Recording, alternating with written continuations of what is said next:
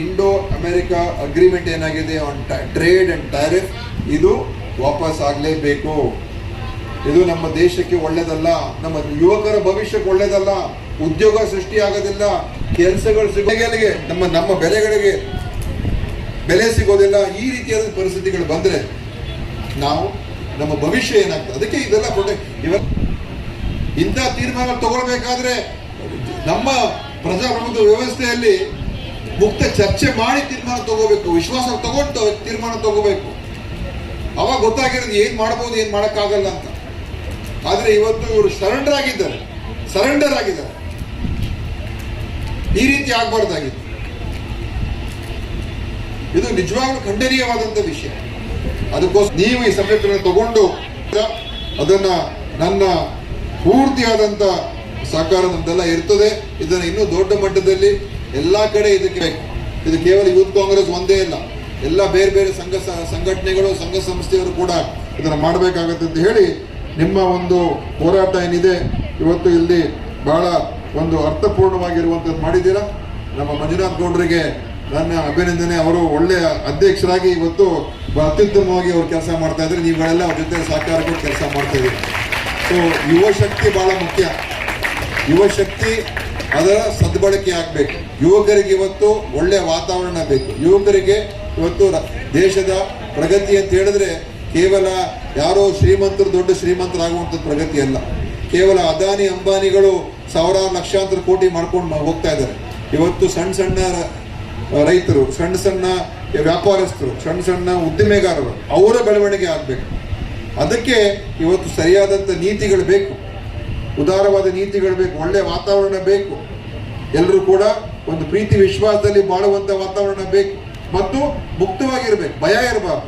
ನಾವು ಏನೇ ಹೇಳಿದ್ರು ಇವತ್ತು ನಮಗೆ ಹೇಳೋದಕ್ಕೆ, ಮಾತಾಡೋದಕ್ಕೆ, ಹೋರಾಟ ಮಾಡೋದಕ್ಕೆ, ನಮ್ಮ ಅಭಿಪ್ರಾಯಗಳನ್ನು ವ್ಯಕ್ತಪಡಿಸೋದಕ್ಕೆ ಅದಕ್ಕೆ ಮುಕ್ತವಾಗಿ. ಅದೇ ನಮ್ಮ ದೇಶದ ಒಂದು ಮುಖ್ಯವಾದಂಥ ವಿಷಯ. ಸ್ವತಂತ್ರ ನಮ್ಮಲ್ಲಿ ಪ್ರಜಾಪ್ರಭುತ್ವ ಇರುವಂಥದ್ದೇ ಇದು ವಿಷಯ. ನಮಗೆ ಅದು ಕಳ್ಕೋಬಾರ್ದು.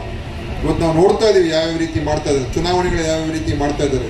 ಇವತ್ತು ಬೆಂಗಾಲ್ನಲ್ಲಿ ಯಾವ ರೀತಿ ಮಾಡಿದ್ದಾರೆ, ಯಾವ ರೀತಿಯಾಗಿ ವೋಟರ್ ಲಿಸ್ಟನ್ನೇ ಅದನ್ನ ಅದನ್ನ ಅನೇಕ ಜನರು, ಸುಮಾರು 25 ಲಕ್ಷ ಜನರ ವೋಟ್ ಹಕ್ಕನ್ನು ಕಳ್ಕೊಂಡಿದ್ದಾರೆ.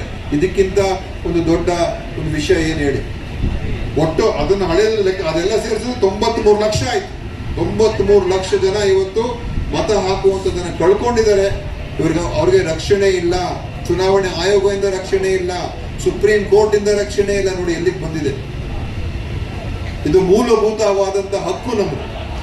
ಈ ತರ ಇದ್ದಾಗ ಏನು ಇವತ್ತಿನ ದಿವಸ ಈ ಟ್ರೇಡ್ ಅಗ್ರಿಮೆಂಟ್ ಇದೆ, ಇದು ನಮ್ಮ ರೈತರಿಗೆ, ನಮ್ಮ ಕೃಷಿ ಕ್ಷೇತ್ರಕ್ಕೆ, ಹೈನುಗಾರಿಕಾ ಕ್ಷೇತ್ರಕ್ಕೆ, ಪಶುಸಂಗೋಪನೆ ಕ್ಷೇತ್ರಕ್ಕೆ ಬಹಳ ದೊಡ್ಡ ಅಪಾಯ ಇದೆ. ಆ ಅಪಾಯದಿಂದ ನಾವು ಹೊರಗೆ ಬರಲೇಬೇಕು. ಇದ್ರ ಬಗ್ಗೆ ಬಹಳ ಸ್ಪಷ್ಟ ನಿಲುವು ಹಿಂದೆ ಎಲ್ಲ ಸರ್ಕಾರಗಳು ತಗೊಂಡಿದೆ.